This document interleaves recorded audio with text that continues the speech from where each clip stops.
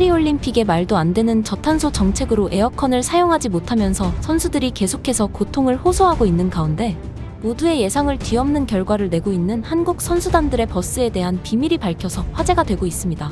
이게 대체 무슨 상황인지 함께 알아보시죠. 구독과 좋아요는 저에게 매우 큰 힘이 됩니다. 파리의 낮 기온이 무려 35도를 넘나들면서 현지 선수촌의 상태는 마치 지옥과도 같은 상황인데요. 그럼에도 아직까지 어거지 저탄소 정책을 펼치고 있는 올림픽위원회 때문에 꼼짝없이 갇혀버린 선수들은 당장 올림픽에서 기록을 세우는 것이 문제가 아닌 생존을 걱정해야 하는 상황이 되어버렸습니다. 올림픽 관중들 사이에서는 경기를 끝까지 보지도 못한 채 더위를 못 참고 경기장을 나가는 일이 다반사였으며 경기를 직접 뛰고 있는 선수들은 정말 상상도 못할 고통을 겪고 있을 것입니다. 많은 전문가들이 개최 전부터 올림픽위원회의 탄소 절감 정책을 보고서 경기가 본격적으로 시작되는 8월 달에는 선수들이 더위에 버티지 못할 것이라며 강한 우려를 표했었지만 프랑스 정부는 기온이 30도 위로 올라가지 않을 것이라는 기상청의 예보만 믿으며 선수촌에 에어컨을 설치하지 않았었죠. 원래 파리를 비롯해 프랑스 상당수 지역은 7월이나 8월에도 30도 이상으로 올라가는 경우가 많지 않았었던 쾌적한 기후였던 것은 맞습니다.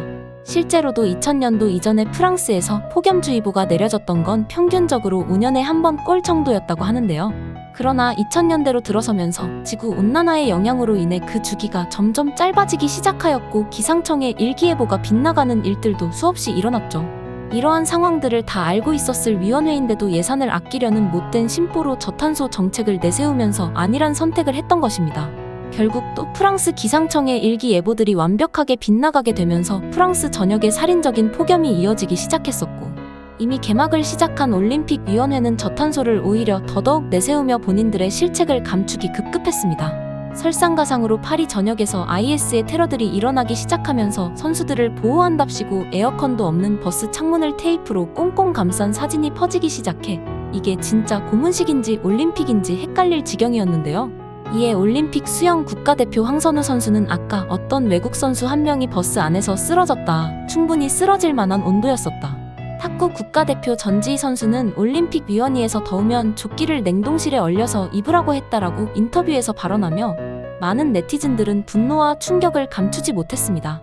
그들의 잘못된 선택은 별개로 잘못된 선택을 내렸으면 대처라도 똑바로 해야 하는 것이 맞지 않나요?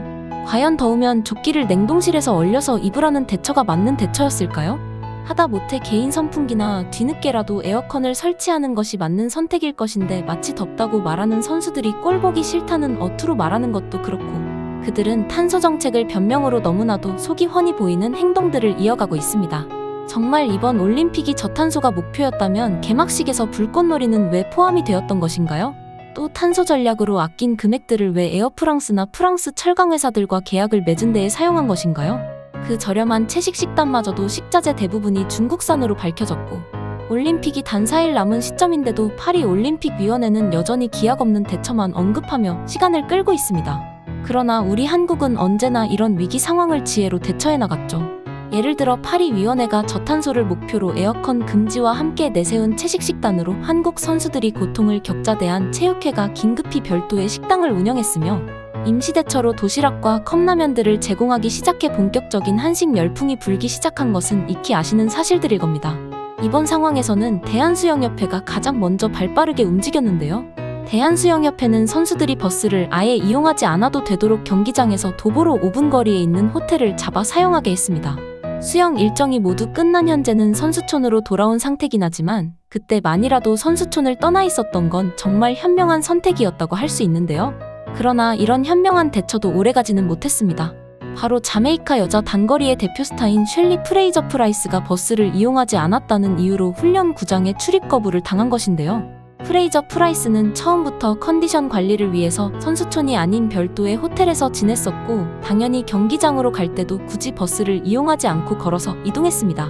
그런데 SNS에는 프레이저 라이스가 한 올림픽 관계자와 말다툼을 하는 영상이 퍼졌는데요.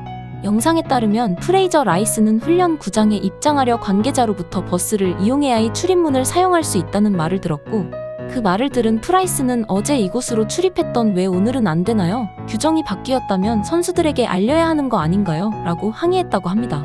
결국 그날 프레이저 프라이스는 훈련구장을 이용하지 못한 채로 숙소로 돌아가게 되었는데요. 공교롭게도 그날 100m 준결승전에 출전하기로 했던 프레이저 프라이스는 경기 직전 기권을 하게 되었습니다. 공식적인 기권 이유는 경기 준비 중 부상 때문이라고 보도되었지만 많은 사람들에게서 프레이저가 엉망진창인 대회 운영에 항의하는 차원에서 기권했다는 이야기가 나오고 있습니다. 이 말이 사실인지 아닌지는 프레이저 프라이스 본인만이 알겠지만 아무튼 이 사건으로 한국 선수단들은 더 이상 호텔에 머무를 수도 없게 되었죠. 그러나 여기서부터는 대한탁구협회가 움직였습니다. 유승민 대한탁구 협회장은 선수촌에 직접 선수단의 9인승 차량과 기사를 지원하기로 했다고 밝힌 것인데요. 우리 탁구협회는 하루 100만 원에 가까운 차량 이용료를 지불하게 되었다. 하지만 당장 중요 경기를 앞두고 있는 선수들이 열병으로 죽어나가게 생겼는데 그깟 100만 원이 비싼 돈인가? 라고 말하며 네티즌들을 감동시켰죠.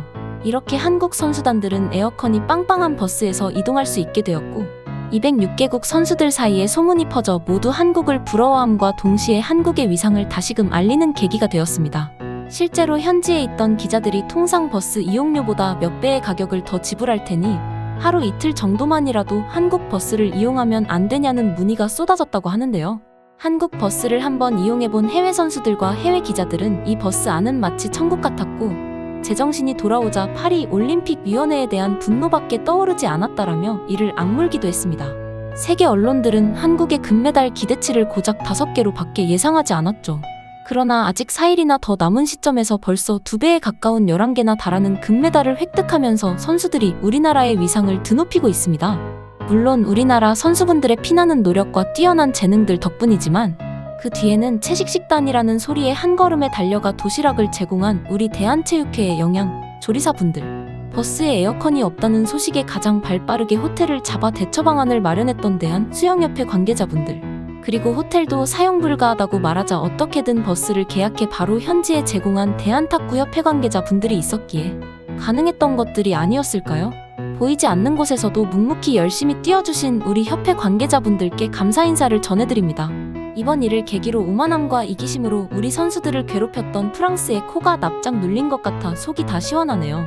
파리 올림픽 위원회도 이번 올림픽이 끝나게 된다면 저지른 만행들, 한국을 북한이라고 소개하고 우리나라 선수 이름을 고의로 다르게 표기해놓은 것, 그리고 저탄소를 앞세워 행했던 식자재나 관광품 같은 각종 비리들 전부 철저하게 조사받아야 할 것입니다. 부디 다음 올림픽인 LA 올림픽에서는 이러한 참사가 안 일어났으면 좋겠습니다. 우리 선수들 남은 기간도 절대 다치지 말고 노력한 최선의 성과 이루고 오셨으면 좋겠습니다. 시청해주셔서 감사합니다. 구독과 좋아요 한 번씩만 눌러주신다면 감사히 받겠습니다. 다음 영상에서 뵙겠습니다. 대한TV였습니다.